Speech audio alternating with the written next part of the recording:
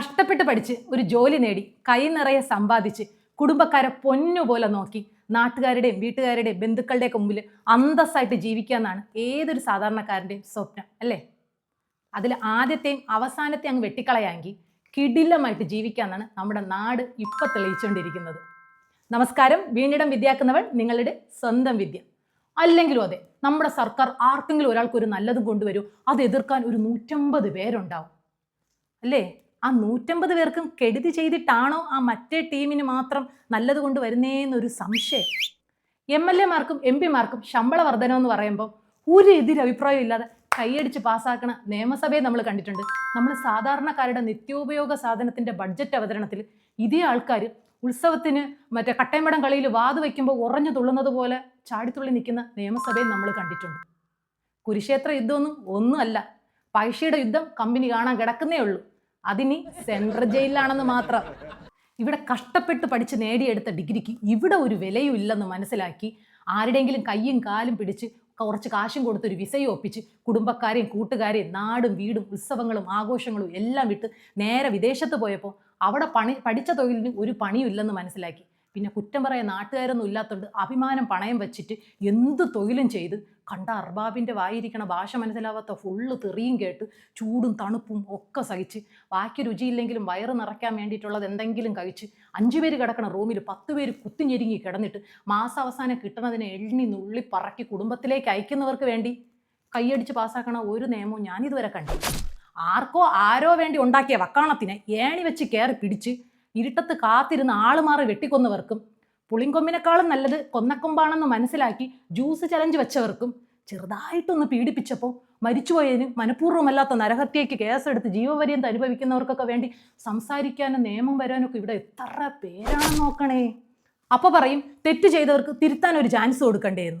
പാപങ്ങളെ വെറുക്കാനേ കർത്താവ് പറഞ്ഞിട്ടുള്ളൂ, പാപികളെ അല്ല എന്ന് അല്ലേ? കർത്താവിൻ്റെ മൈൻഡ് വോയിസ് കേട്ടിട്ടുണ്ടോ? ഞാനിത് അന്നൊരു മൂടിന് പറഞ്ഞു പോയതാണ്. ഞാൻ ഇത് പറയണ സമയത്ത് ഇമാതിരി കന്നം തിരുവൊന്നും ഇവിടെ ഇല്ലായിരുന്നു.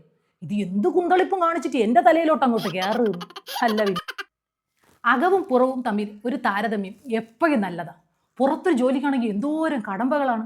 എഴുത്ത് പരീക്ഷ, ഗ്രൂപ്പ് ഡിസ്കഷൻ, 3 റൗണ്ട് ഇൻ്റർവ്യൂ, അവസാനം പോലീസ് വെരിഫിക്കേഷൻ സർട്ടിഫിക്കറ്റ്. ഇനി അകത്തെ ജോലിക്കാണെങ്കിൽ അമ്മാതിരി പ്രശ്നമൊന്നുമില്ല.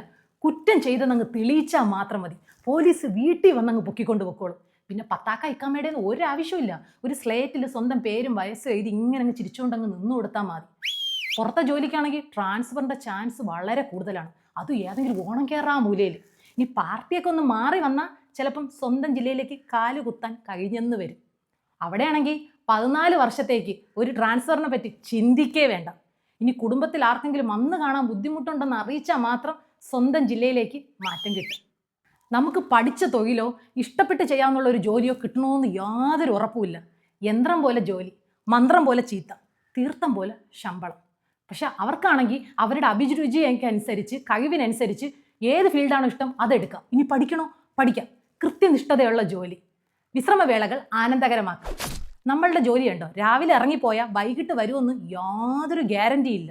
ചിലവോ വണ്ടിക്കൂലി, വാടക, cable bill, current bill, water bill, gas, grocery, പച്ചക്കറി, പാല്, മാവ്, EMA, കുട്ടികൾ, ചിട്ടികൾ, പട്ടികൾ. എൻ്റെ അമ്മോ, ആലോചിച്ചിട്ട് തല കറങ്ങും. മാസാവസാനോ എണ്ണിച്ചുട്ടിട്ടും അമ്മയ്ക്ക് തികയാത്ത അപ്പം പോലെ ഒരു ശമ്പളം.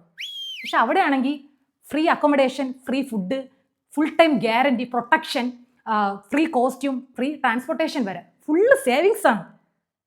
അപ്പോൾ എന്തുകൊണ്ടും അകത്ത ജോലിയാണ് ഉത്തമം.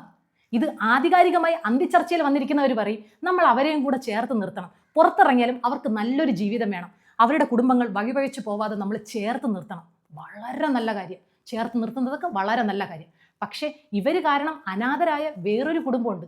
ഇവരാണ് തെറ്റ് ചെയ്തതെന്ന് കോടതി കയറി ഇറങ്ങി തെളിയിച്ചതിന് ശേഷം ഇപ്പം പിച്ചച്ചട്ടി എടുത്തുകൊണ്ടിരിക്കുന്നില്ലേ? ആ കുടുംബാംഗങ്ങളെയും കൂടെ ഒന്ന് ഓർത്താൽ നല്ലത്.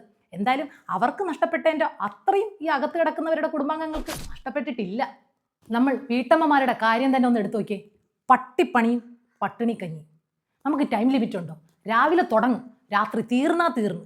ഇനി വല്ല ആഘോഷങ്ങളും വരുവാണെങ്കിൽ ഓവർ ടൈം ഡ്യൂട്ടി. ഇതിനിടയ്ക്ക് ഒരു ചായ വേണമെങ്കിലും നമ്മൾ തന്നെ ഇട്ട് കുടിക്കണം.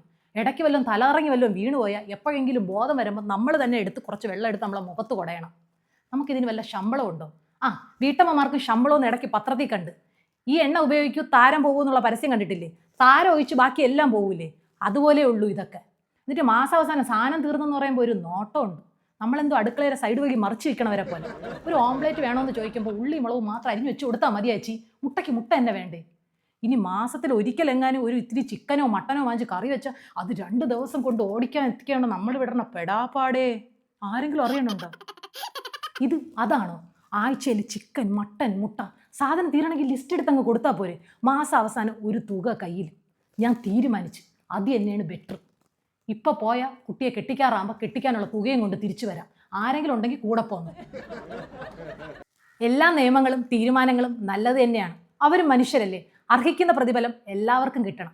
ഒരു ഒപ്പിന് വേണ്ടി സർക്കാർ ഓഫീസ് കയറി ഇറങ്ങിയവരും, ഒരു ഹോം ലോണിന് വേണ്ടി ഓടി ചെരുപ്പ് തേഞ്ഞവരും, ഒരു ലോൺ എടുത്ത് ടാക്സിയോ ഓട്ടോയോ വാങ്ങി കുടുംബത്തിനെ നോക്കാൻ റോഡിൽ ഇറക്കിയവരും, റോഡിന്റെ സൈഡിൽ കടയിട്ടിരിക്കുന്നവരും, ആശാ വർക്കേഴ്സും, തൊഴിലുറപ്പ് അംഗങ്ങളും, ഹരിതകർമ്മ സേനാക്കാരും, എന്തിന് ലോട്ടറി വിൽക്കുന്നവർ വരെ മനുഷ്യരാണ്.